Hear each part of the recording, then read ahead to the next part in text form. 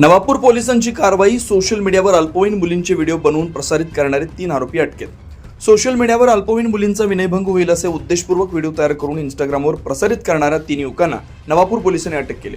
गुन्हा रजिस्टर क्रमांक 723/2025 अंतर्गत भारतीय न्याय संहिता 2023 तसेच बालकांचं संरक्षण अधिनियम 2012 व माहिती तंत्रज्ञान अधिनियम 2000 अन्वये गुन्हा दाखल करण्यात आला.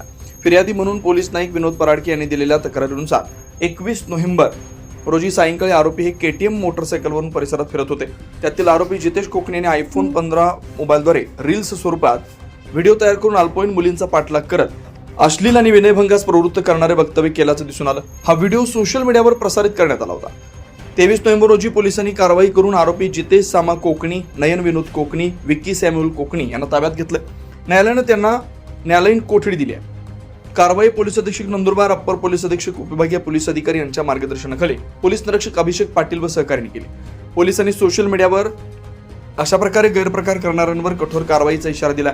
नागरिकांना संशयास्पद माहिती तात्काळ डायल 112 वर देण्याचं आवाहन केलं.